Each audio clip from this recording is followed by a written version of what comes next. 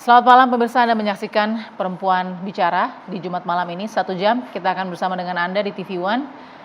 Sangat miris sebenarnya untuk memulai perbincangan ini. Kenapa? Karena kami selalu melihat bahwa sosok seorang ibu harusnya adalah sosok yang dekat dengan anak-anak dan menjadi pelindung begitu ya, memberi kasih sayang. Tapi di Jambi, ibu muda melakukan pencabulan terhadap 17 anak. Kita akan bahas ini. Kenapa? Karena selain ia sudah melakukan pencabulan terhadap 17 anak yang di bawah umur, ia juga dikatakan akan melakukan pelaporan balik terhadap salah satunya yang dianggap melakukan pemerkosaan terhadap dirinya. Saya akan bahas ini dengan narasumber yang sudah siap di Perempuan Bicara. Ada Ibu Ai Mariati Solihah, Ketua Komisi Perlindungan Anak Indonesia. Selamat malam Ibu Ai. Selamat malam Mbak Bilkis. Baik, ada juga Uni Febi Mutiara Nelson, pakar hukum pidana Universitas Indonesia. Uni, apa kabar? Baik, Bilkis baik. Alhamdulillah, tapi miris ya kita akan membahas ini ya. Sedih banget. Baik, saya juga sudah kedatangan Mbak Baby Jim Aditya, psikolog kita malam hari ini. Mbak Baby, apa kabar? Selamat malam Mbak Bilkis. Malam. Sehat-sehat, alhamdulillah. Terima kasih Mbak Baby sudah hadir dan juga bergabung dengan kita Ibu korban. Ibu salah satu korban yang sudah tersambung langsung dari Jambi. Sebelumnya kita lihat dulu informasinya. Ya, saya revisi sedikit ya. Ini lebih parah lagi, justru ia melaporkan balik 8 dari 17 anak yang ia cabuli dikatakan melakukan pemerkosaan terhadap dirinya. Ini sungguh miris. Saya akan coba menyapa dulu ibu korban di Jambi yang juga ditemani dalam satu layar tangkapan yang Anda lihat. Ada Ibu Asi Nofrini sebagai Kepala Unit Pelaksana Teknis Daerah Perlindungan Perempuan dan Anak Jambi yang juga sudah bergabung dengan Perempuan Bicara, Ibu Asi Nofrini. Tapi pertama kita langsung menuju ke ibu korban dulu. Ibu korban, saya tidak akan menyebutkan namanya, begitu ya. Saya pertama mau mengatakan prihatin Ibu atas apa yang menimpa keluarga Ibu dan kalau tidak salah kedua anak Ibu ya, betul ya Ibu? Ya. Oke, Ibu mungkin bisa ceritakan dari Ibu punya berapa anak dan yang menjadi korban dari pelaku ini berapa orang, berapa anak Ibu, silakan. Usianya berapa? Mohon maaf. 11 sama 12. 11 dan 12. Oke. Ya. Laki-laki atau ada perempuannya juga, Ibu? Laki-laki galak. 11 dan 12, dua-duanya laki-laki. Oke. Ya. Anak-anak Ibu kenal dengan pelaku? Benar.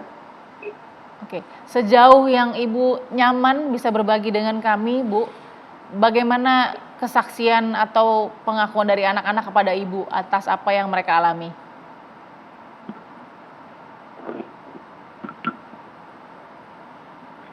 Apa cerita anak-anak kepada Ibu untuk kejadian ini, Ibu? Silakan. Ngomong bahasa-bahasa Ibu. Bisa dengar suara saya, Ibu? Ini tak ngomong maknya dah sejak main tu lah, main apa PS. Itulah dia ngomong maknya. Oke. Tinggalnya berdekatan Ibu dengan pelaku, rumah Ibu? Iya, betul. Berapa dekat Ibu? Berapa 200 meter. 200 meter dari tempat rental PS tadi ya, penyewaan Iya. PS tadi ya. Iya, Bu. Jadi dari pengakuan berapa lama Ibu, anak-anak Ibu mengalami perlakuan seperti ini dari pelaku? Sudah 2 berapa bulan, lama? Bu. Berapa lama? 2 bulan. 2 bulan. Apakah anak-anak Ibu yang 11-12 tahun ini juga mengatakan berapa kali mereka mengalami hal ini? Tidak tahu, Bu. Tidak tahu. Ya. Ibu sendiri pernah berbincang dengan pelaku? Tidak pernah. Tapi kenal Ibu atau tahu? Dia kenal. Dengan pelaku ya? Iya. Oke. Bagaimana Ibu bisa tahu ada pelecehan terhadap anak Ibu atau pencabulan terhadap kedua anak Ibu? Mohon maaf. Dikumpul-kumpul di rumah Pak ET. Lalu? Ya, dikumpul. Anak-anak cerita. Apa yang diceritakan mungkin kurang nyaman Ibu, tapi mereka bercerita karena protes atau seperti apa Ibu? Protes, Bu. Protes, oke. Dari orang tua Bu, ini semua saling kenal tidak Bu? 17 anak ini dengan anak-anak Ibu saling kenal? Iya. Teman sepermainan di perumahan begitu ya? Di sekitar rumah? Iya, Bu. Ibu juga kenal anak-anak yang lain? Iya, kenal. Oke. Jadi ketika Ibu mengetahui akan kumpul di rumah Pak RT begitu ya, apa cerita dari anak-anak Ibu? Mungkin bisa diceritakan, silakan. Ya kayak itulah anak ngomong, Bu. Dituduh nusa. Baik. Anak-anak ngomong. Ya, saya paham Ibu kurang nyaman ya bercerita sedikit, tapi mungkin kondisi kesehatan dari anak Ibu yang 11 sampai 12 tahun, sekarang kesehatan fisiknya dulu seperti apa Bu yang terlihat? Apakah ada mungkin jadi tidak nafsu makan atau mengurung diri atau seperti apa Ibu? Enggak, Bu. Pas. Belum nampaknya, Bu. Belum nampak ya? Iya. Ya. Baik. Ibu mengetahui juga bahwa pelaku mau melaporkan balik beberapa anak karena melakukan pemerkosaan terhadap dirinya. Ibu Nggak tahu, mau Bu. bagaimana Bu? Nggak tahu. Baik. Oke, baik, harapan Ibu mungkin terhadap penegakan hukum Bu, apa yang ingin Ibu harapkan dari proses hukum nanti? Serahin PCB, Bu. Bagaimana Bu? Serahan PCB, Bu. Diserahkan polisi, baik.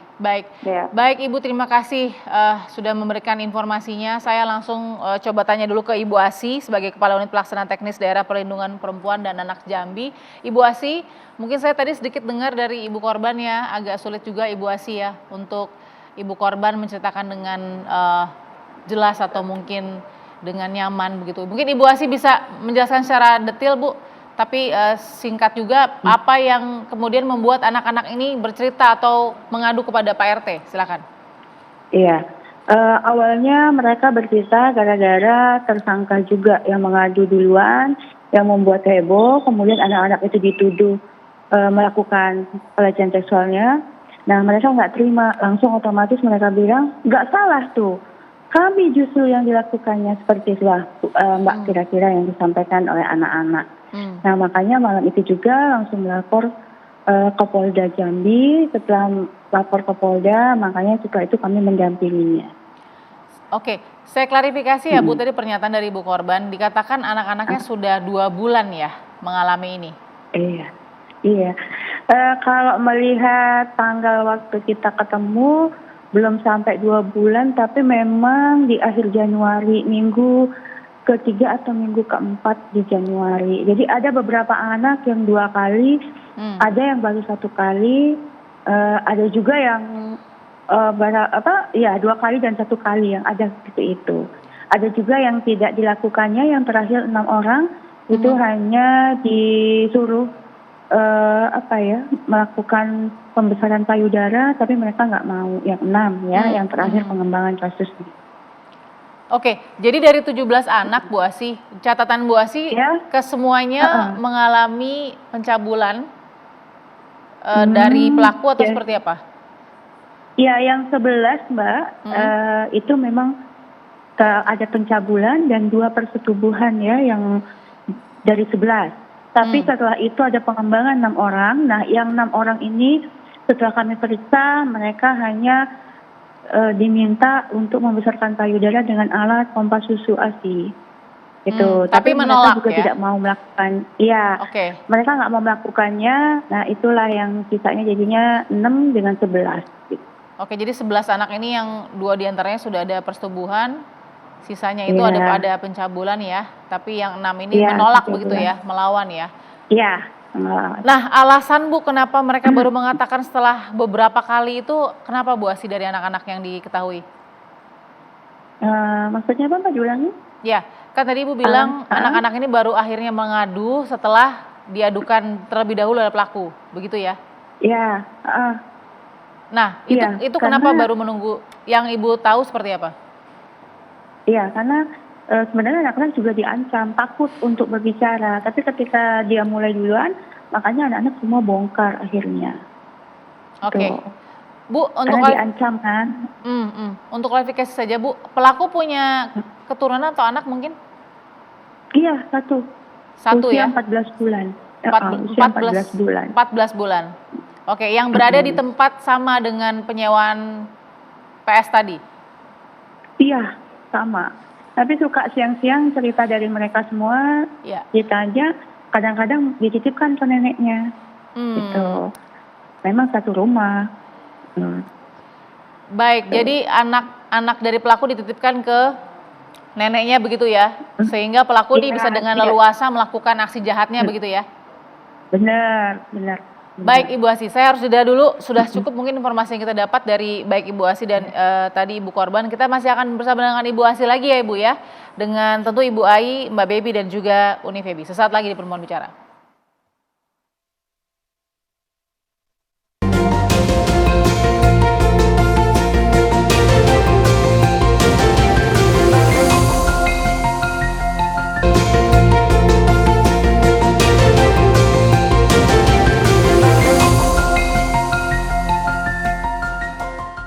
Kembali di Perempuan Bicara, saya tadi sudah berbincang di segmen awal dengan Ibu korban dan juga Ibu Asi ya, Kepala Unit Pelaksana Teknis Daerah Perlindungan Perempuan dan Anak Jambi. Ibu Asi, sedikit sebelum saya langsung juga bertanya kepada yang lain. Ini pelaporannya jadi sekarang statusnya seperti apa Bu Asi? Kalau pelaporan kita yang di Polda yang sedang berjalan, pembuktiannya sudah, keterangan dari ahli juga sudah, tinggal TSK-nya ya, proses TSK-nya yang sekarang lagi diobservasi sama ahli jiwa di Provinsi Jambi di RSJ selama 14 hari. Kebetulan baru dijalanin 3 hari Mbak. Itu yang laporan di Polda. Untuk laporan yang Ya oke, baik. Ya silakan. Iya. Silakan. Iya, untuk laporan yang di Polresta, kemarin juga hari Rabu, itu anak-anak yang berada di Alyatama juga dilakukan berita acara. Itu Mbak. Oke, baik. Baik, ada bukti visum yang dalam pelaporan balik dari pelaku kepada anak-anak? Oh, ada bukti visumnya ada. Tapi setelah perlakuan atau bagaimana? Atau sudah lama begitu? Saya nggak bisa pastikan juga. Waktu itu saya lihat memang merah-merah. Jadi diduga sih baru kalau dilihat gitu ya. Oke, ini karena merah-merah. Oke, agar bisa diluruskan begitu ya, Ibu Asi. Saya juga mau bertanya juga kepada Ibu Ai. Ibu Ai, jadi KPAI sudah menerima informasi ini ya. Sejauh ini bagaimana Bu aksi ini, kita lihat kan jadi saling lapor begitu ya? Ya, tentu kami sudah mengatensi ya, karena sudah tersampaikan kepada kami dan berawal 6, lalu 9, lalu 17 sampai saat ini. Saya juga melihat ini memang beberapa kasus hampir sama. Jadi bukan hanya faktor kok bisa perempuan melakukan tindakan pencabulan ya atau kekerasan seksual. Setidaknya ada beberapa kasus yang cukup heboh juga waktu itu. Ada pasangan suami istri yang mengajak trisam ya terhadap salah satu anak. Kemudian ada juga yang seorang guru yang melakukan hubungan seksual beramai-ramai juga dengan anak-anak siswanya. Nah ini perilaku ini tentu, dan ini guru perempuan, perilaku ini tentu menutup atau siapapun artinya bisa melakukan kejahatan seksual terhadap anak. Jadi bukan pada persoalan kok bisa perempuan atau kok bisa laki-laki, tetapi siapapun artinya memang ketika akses ya, kemudian juga ada tujuan-tujuan untuk kejahatan seksual terhadap anak, itu sangat mungkin bisa dilakukan oleh siapapun. Nah dalam kasus ini kami menyoroti begitu banyak gitu ya korbannya, dan kemudian dalam situasi yang anak-anak di situ aksesnya dekat, yaitu tempat PlayStation. Nah itu artinya kan kita harus mengungkap ada seberapa besar anak yang ada di sana, ada seberapa anak yang tahu, dan bahkan mungkin terjadi habitual di lingkungan itu yang memposisikan ternyata perilaku seksual itu dianggap sesuatu yang wajar, biasa, bahkan mungkin sesuatu yang menjadi iming-iming bagi satu dengan yang lainnya. Nah Mbak Asi, sebetulnya saya ingin kemungkinan untuk jumlah ini bertambah, lalu bagaimana teman-teman juga melakukan pendekatan ya terhadap anak-anak untuk bisa menyampaikan satu dengan yang lainnya. Saya kira ini sangat sangat penting, sangat urgent. Sehingga kita saya beberapa kali juga kasus seperti ini stuck di angka sekian, tapi ternyata ada pola-pola yang bisa dikembangkan, assessment yang lebih berkelanjutan itu kemudian bisa semakin banyak lagi jangkauan atas situasi ini. Jadi ada kemungkinan korbannya bukan 17 gitu? Iya, ada kemungkinan itu. Oke. Karena di sini kayak habitual yang dia lakukan itu bukan paksaan ya, apalagi sesuatu yang mengancam, tetapi dilakukan dengan cara have fun. Misalnya ya dengan main PS itu kan anak-anak sekali. Lalu misalnya awalnya dengan cara mengintip gitu ya, atau hanya dipegang. Jadi tidak pada sisi agresif melakukan tindakan-tindakan Pemaksaan, sehingga anak terancam, tidak. Nah ini tentu poin penting yang KPAI atensi sehingga kami memberikan ruang yang sangat lebar, yang sangat besar kepada Bapak Ibu penyelenggara, terutama teman-teman di P2 di UPTD ya, untuk melakukan langkah-langkah yang lebih optimal kembali. Itu yang kami soroti. Ya. Sebelum saya bertanya bagaimana menjangkau range itu, berarti kan harus lihat kapasitas dari daerah juga kan Ibu ya. Saya juga mau tanya juga ke Mbak Baby. Ini anak-anak sedang, saya nggak tahu posisinya psikologinya seperti apa begitu, dengan kondisi mereka juga harus berproses hukum ya, karena dilaporkan balik. Mbak Baby melihatnya seperti apa?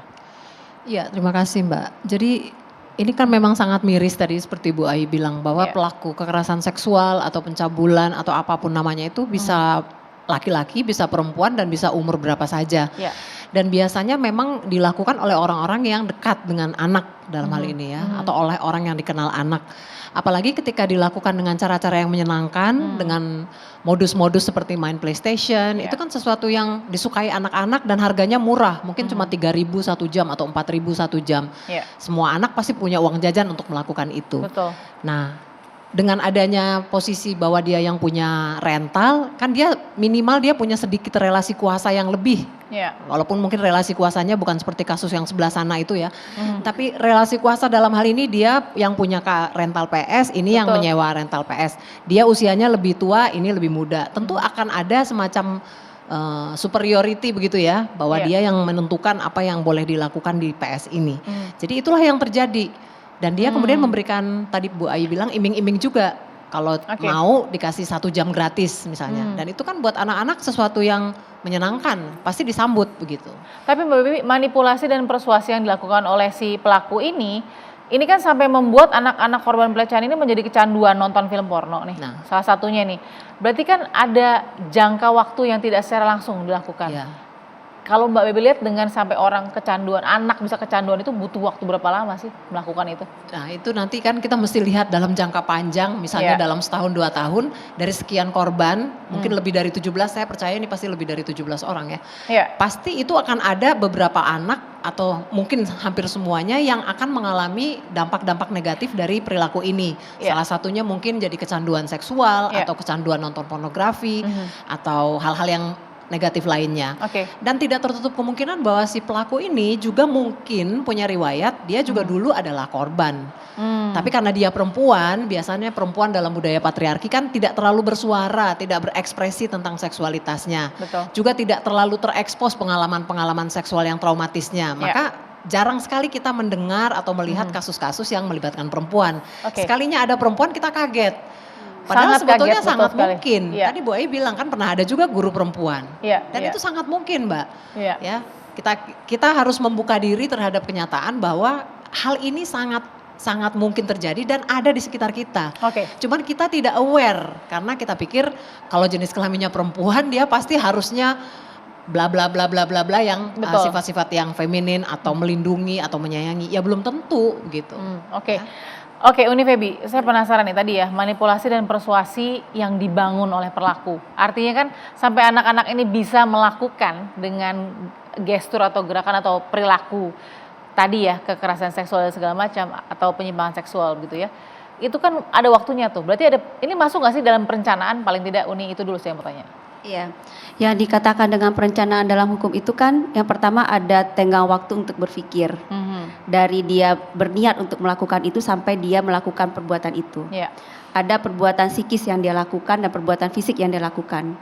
Jadi dalam tenggang waktu sekian lama itu, kalau dia berpikir dengan tenang dan dia mengerti apa perbuatan yang dia lakukan, maka itu adalah dimasuk dengan perencanaan itu. Oke, dia melihat celah-celah anak-anak ini bisa pertama kan dikasih menonton dulu, begitu kan? Betul. Ada respon atau tidak seperti apa itu termasuk dengan perencanaan. Jadi grooming begitu? Iya, itu grooming. Tapi kalau di dalam Undang-Undang Perlindungan Anak ini kan termasuk pencabulan. Iya. Nah, pencabulan itu kalau dari sanksinya kan jelas ya, ada sanksi minimumnya 5 sampai 15 tahun penjara. Jadi ada sanksi minimum, dia tidak mungkin akan lepas kalau seandainya ini terbukti. Oke. Gitu ya. Tapi kalau seandainya saat ini dia sedang diobservasi apakah dia mengalami gangguan kejiwaan atau tidak. Nah, ini nanti kita tunggu hasil observasinya seperti apa karena derajat dari gangguan kejiwaan itu kan bermacam-macam. Dari yang rendah sampai yang paling tinggi. Betul. Dan tidak selamanya kalau dia dinyatakan mengalami kegangguan jiwa itu dia akan mendapatkan alasan pemaaf atau dapat dikatakan bisa dilepaskan. Oke. Ya. Nah, itu yang perlu kita ketahui nanti dalam waktu 14 hari ini hasilnya seperti apa. Karena tergantung dari pemeriksaan dari psikiatri nanti, dia mengalami gangguan kejiwaan yang seperti apa dan derajat keberapa gangguan kejiwaan itu. Oke, karena masih 14 hari observasinya, kalau saya bisa tanya juga ini, sejauh apa keringanan yang bisa diberikan terhadap orang yang punya penyimpangan atau kelainan jiwa begitu dan tidak. Tapi sesaat lagi ya Uni ya, tetap di Perempuan Bicara, kita akan sambung lagi, tetap bersama kami.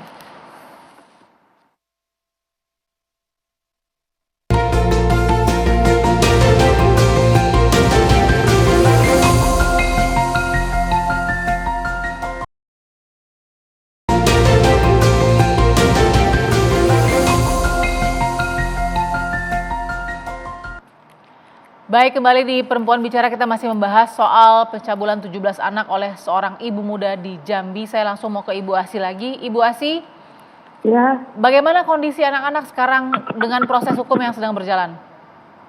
iya. Anak-anak sudah kami berikan terapi, kemudian kami tempatkan di sentra Alia Tama milik Kementerian Sosial yang ada di Provinsi Jambi. Nah, yang masuk kan kasusnya 11 nih, 3 anak.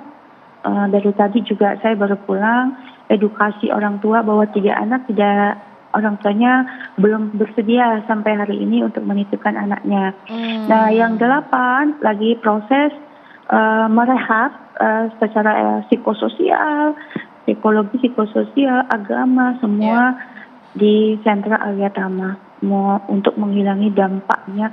Mungkin secepatnya kita merehab, secepat dikasih terapi dan secepat pula mereka bisa pulang ke rumah dan bisa bermain kembali seperti hari-hari biasanya. Baik, Ibu Asi, saya klarifikasi, benarkah ada beberapa anak yang menjadi korban kemudian adiksi dengan pornografi atau kegiatan seksual? Silakan. Oh ya, ya benar. Jadi ada beberapa anak mereka menonton pornografi yang ditontonkan oleh tersangka. Dan itu hal yang sama ketika saya tanya ke anak-anak, film apa yang ditonton itu mirip sekali adegan yang mereka lakukan. Oke. Jadi orang dewasa sama anak-anak juga gitu. Baik, filmnya. jadi sudah ada yang kecanduan ya. Baik Ibu Asi, saya mau ke Mbak Baby dulu. Mbak Baby, kondisi anak-anak ternyata memprihatinkan ya ini. Dan kita belum tahu jumlah pastinya ada berapa ini karena masih terus dikembangkan. Bagaimana Mbak Baby melihat grooming atau penanaman pornografi atau paling tidak ya sudah ada mindset yang sudah di brainwash oleh pelaku? Ya itulah Mbak ya, salah satu dampak negatif yang segera langsung terlihat itu adalah sebagaimana yang diceritakan Bu Asi. Memang sangat memprihatinkan karena anak-anak di usia yang sangat muda sudah terpapar materi pornografi, sudah terpapar adegan-adegan yang seharusnya belum boleh mereka saksikan apalagi mereka lakukan. Dan itu pasti seperti yang sudah saya duga mereka dengan segera akan kecanduan materi pornografi atau mungkin menjadi addicted terhadap seksualitas dan sebagainya. Nah, inilah juga perannya para orang tua ya, kalau bisa tentu pendampingan terhadap anak-anak. Makanya tadi saya sampaikan bagaimana pendampingan psikologisnya terhadap anak-anak ini. Karena trauma-trauma ini kan harus dikurangi, kalau bisa dihilangkan dan diganti dengan memori baru yang lebih baik, yang lebih produktif dan lebih sehat begitu. Dan secara pribadi saya berharap kalaupun nanti pemeriksaan psikologis atau pemeriksaan psikiatri ini keluar dan kalau memang benar dinyatakan dia ada gangguan kejiwaan atau apapun namanya, saya berharap itu tidak dengan serta-merta meringankan hukuman karena dampak dari perbuatan ini juga harus diperhitungkan. Dampak jangka pendek dan dampak jangka panjang terhadap anak-anak yang sudah jadi korban saat ini, dan mungkin di balik ini sebelum kejadian ini sudah ada korban-korban lain tapi tidak berani melapor, Mbak. Betul. Saya dapat pahami ibu-ibu atau bapak-bapak yang anak-anak jadi korban dan tidak berani melapor, tentu juga takut sanksi sosial, Mbak. Karena takut dibully sama tetangga, takut diketawain, di stigma, jadi omongan keluarga, jadi omongan tetangga. Itu harus kita maklumi juga, sehingga tidak semua korban akan serta-merta melapor atau memberitahu ada korban lain gitu. Kita cross check di lapangan bagaimana Ibu Ai sebenarnya di Jambi ini? Ya, seperti tadi disampaikan Bu Asi ya, jadi ada realitas yang orang tuanya ingin ada intervensi terhadap anak, ada yang masih tadi 3 orang ya disampaikan tidak mau diintervensi bahkan di rumah gitu, dan mungkin juga masih ada yang belum mau melapor karena tadi ada serangkaian yang justru menurut mereka itu yang tidak mau mereka sebagai resiko ya, dan bahkan kalau bagi kami ini lingkungan pendidikan ya, kita bisa bayangkan gitu lingkungan pendidikan itu kan situasinya setiap hari, kemudian mereka harus terlibat aktivitas di sekolah. Tetapi ada situasi yang bully, ada situasi stigma ya, bahkan mungkin sebutan-sebutan lain yang memang itu yang sebetulnya dikhawatirkan dalam jangka panjang dan lingkungan sosial yang ada. Ini tentu perhatian yang tidak boleh parsial ya. Di pemerintah daerah saya kira bagian yang ini saya sangat mengapresiasi Bu Asi dan teman-teman gitu ya. Tetapi di sisi lain adalah bagaimana proses perlindungannya, memastikan pemenuhan hak anaknya dan kemudian situasi sosial yang mendukung terhadap tumbuh kembang optimal anak-anak ini. Karena kalau tidak ada intervensi yang dilakukan secara psikologis, ini tentu akan memperbesar jurang kemudian anak-anak kemudian menjadi pelaku. Karena ada realitas yang itu kemudian mata rantai menjadi pelaku itu berawal dari korban. Nah, untuk itu satu kenyataan dan bisa juga pelaku adalah korban mungkin dulu. Ya, itu kan salah satu rantai ya yang saya sebutkan tersebut. Dan ini anak-anak untuk usia apalagi tadi yang paling tinggi hanya 16 tahun itu sangat ulung melakukan peniruan ya. Jadi 80% anak-anak itu lebih sangat hebat itu proses meniru gitu. Nah, apalagi kalau lihat pola grooming yang tadi disampaikan, anak-anak ini diawali dari terpapar kemudian diajak melihat sesuatu yang nyata dan kemudian dilakukan.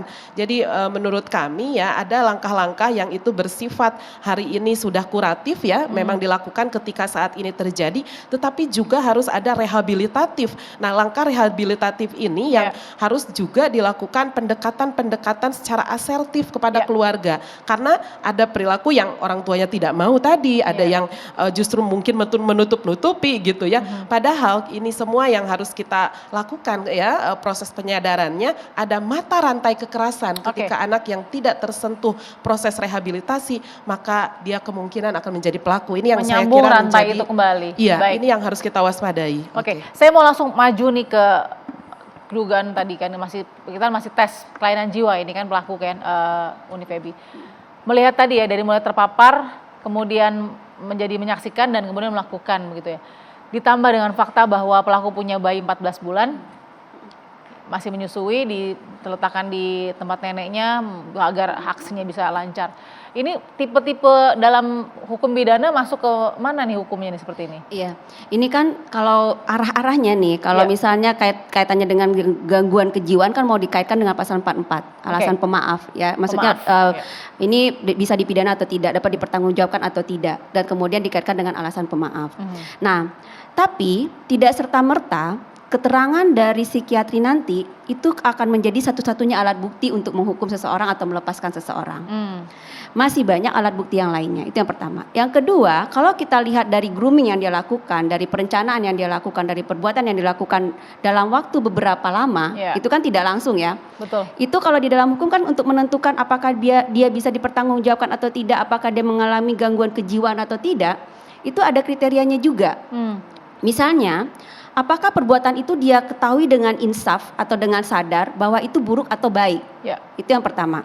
Yang kedua, dia bisa mempertanggungjawabkan atau tidak, dia bisa berpikir bahwa kalau dia melakukan ini salah, dia harus kemana.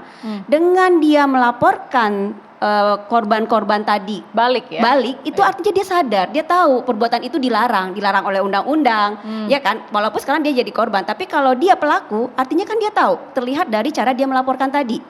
Dengan dia melapor bahwa dia insaf, ada keinsafan melakukan itu, ada persiapan, ada perencanaan, ada visum bahkan tadi. Nah, ada visum artinya dia mengerti dengan hukum. Dia mengerti dengan peraturan yang berlaku. Dia tahu itu salah atau bukan. Karena kalau dia mengalami gangguan kejiwaan pada saat dia melakukan itu atau setelah dia melakukan beberapa saat itu, dia tidak tahu bahwa itu salah atau tidak. Ya, itu melanggar hukum atau tidak, dia tidak tahu. Nah, cuma derajatnya seberapa itu juga tidak dengan otomatis bisa meringankan atau membuat dia lepas dari hukuman. Dengan perbuatan-perbuatan yang dilakukan, sekali lagi saya katakan, dengan dia melapor, itu artinya dia tahu bahwa perbuatan itu perbuatan yang salah atau tidak boleh dilakukan. Gitu. Pernah ada kasus nggak Mbak Baby bahwa orang yang punya gangguan kejiwaan mengerti proses hukum tadi? Saya pikir ini perpaduan antara dia juga punya kecerdasan kognisi yang cukup baik sehingga bisa menghitung resiko-resiko dan mengerti tentang hukum tadi itu Ibu ya. Tapi bahwa dia adalah seorang pedofil ya dengan kesukaannya terhadap anak-anak kecil yang tidak berdaya ini kan juga adalah hal yang lain lagi. Jadi manusia itu kan ada kecerdasan kognisi, ada juga tentang kesehatan mental ya. Itu kan menurut saya itu dua hal yang mestinya bisa dipisahkan gitu ya. Contohnya misalnya pada pecandu narkoba misalnya ya. Pecandu narkoba suruh ngitung duit mah bisa Mbak. Tapi makan narkoba jalan terus gitu ya. Betul. Atau orang yang taruhlah melakukan suatu hal yang melanggar hukum misalnya gitu ya. Atau mengkhianati komitmen. Soal kecerdasan kognisi ya jalan terus. Tapi mengkhianati komitmen ya juga jalan terus. Gitu. Jadi itu dua hal yang nggak bisa begitu saja kita sandingkan seolah-olah kalau dia gangguan jiwa artinya dia bodoh gitu, nggak begitu. Jadi kalau pecandu seks terhadap anak itu masuknya kemana Mbak Baby? Ya ini adalah tadi ya kalau dia suka pada anak-anak di bawah umur artinya kan pedofil ya. Dan kalau dia kecanduan pada seksual artinya dia mengidap kelainan yang membuat dia menjadi adiksi terhadap seksual. Terhadap hubungan seksual maksudnya. Dan karena dia juga suka diintip, artinya dia juga mungkin punya kecenderungan eksibisionis mungkin ya. Suka memamerkan dirinya, suka memamerkan tubuhnya kegiatan atau bagian seksualnya, tubuhnya atau kegiatan seksualnya. Jadi ini ada beberapa diagnosa yang mesti didalami dan bukti-buktinya juga harus cukup gitu ya. Kita nggak bisa sembarang ngomong, nggak bisa sembarang diagnosa. Tapi dari yang saya baca di berita-berita kelihatannya seperti itu.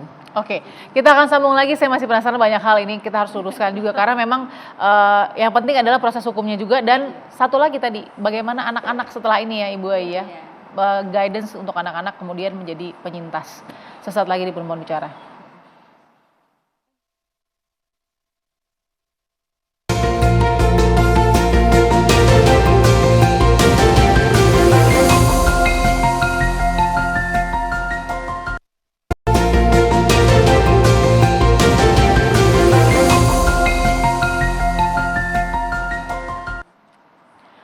Terima kasih Anda masih bersama Perempuan Bicara. Saya mau kembali ke Ibu Asi yang ada di Jambi.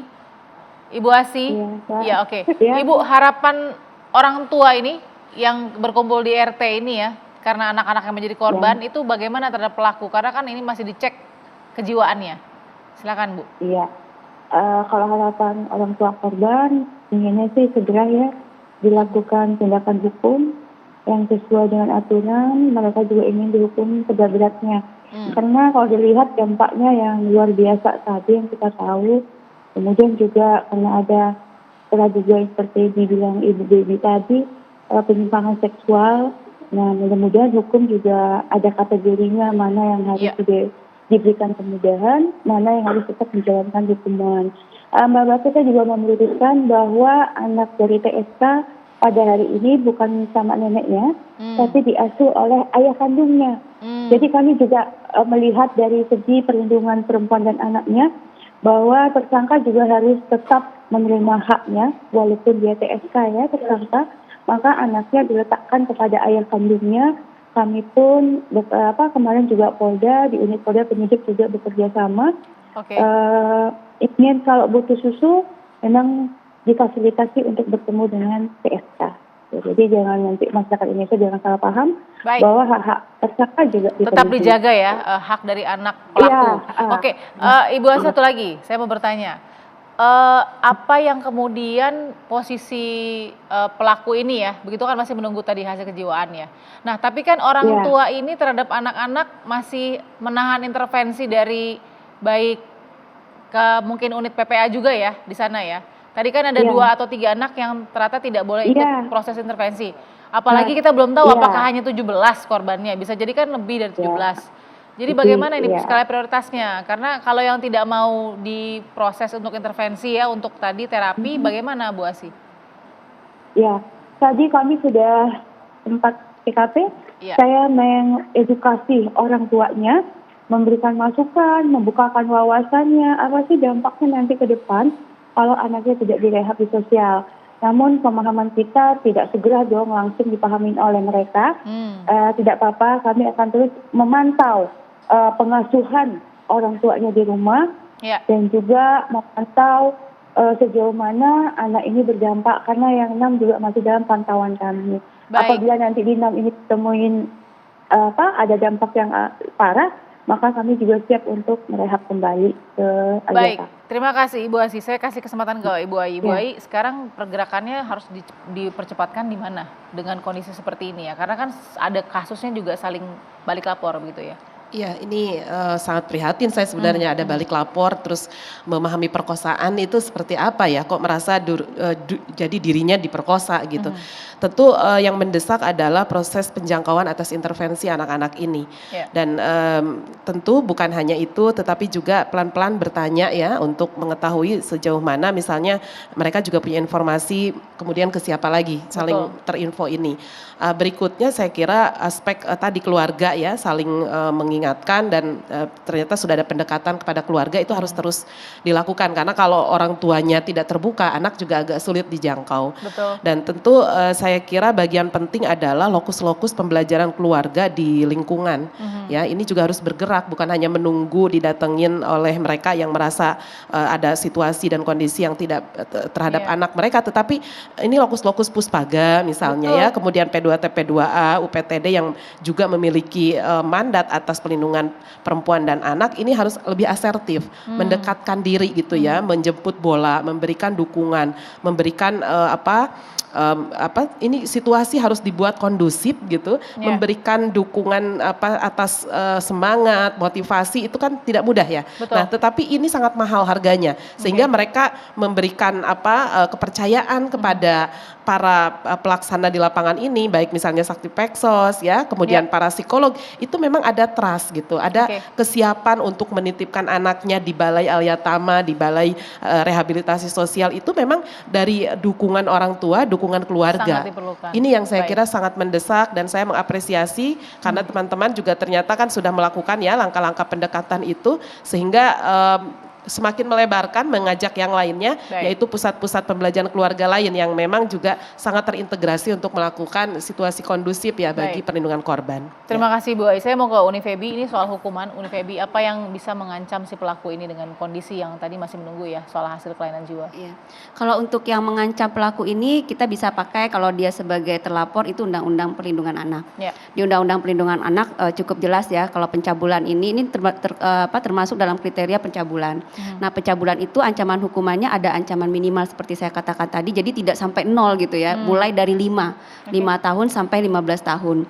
Dan nanti ada alasan pemberatnya juga mungkin dengan jumlah anak yang sekian banyak, terus kemudian juga potensi korban lain, dampak lain, itu juga bisa diperberat nanti. Mungkin paling banyak ditambah sepertiga, jadi mungkin bisa 20 tahun itu ancaman terberat, hukuman terberat yang mungkin bisa terjadi pada dirinya. Kalau gitu dia misalkan, ini kan berandai ya, kalau misalkan visumnya itu bohong, iya, kalau visumnya bohong, kalau dia sebagai pelapor, kalau pelaporannya bohong gitu kalau ya? tadi kan dia sebagai terlapor analisa kita, tapi kalau dia sebagai pelapor, nah ini kan ada beda pasal nih yang dipakai gitu kan. Nah, kalau dia adalah korban pemerkosaan, jangan lupa syaratnya itu adalah ada kekerasan dan ancaman kekerasan gitu ya, untuk membuat seorang melakukan persetubuhan gitu kan dengan dirinya.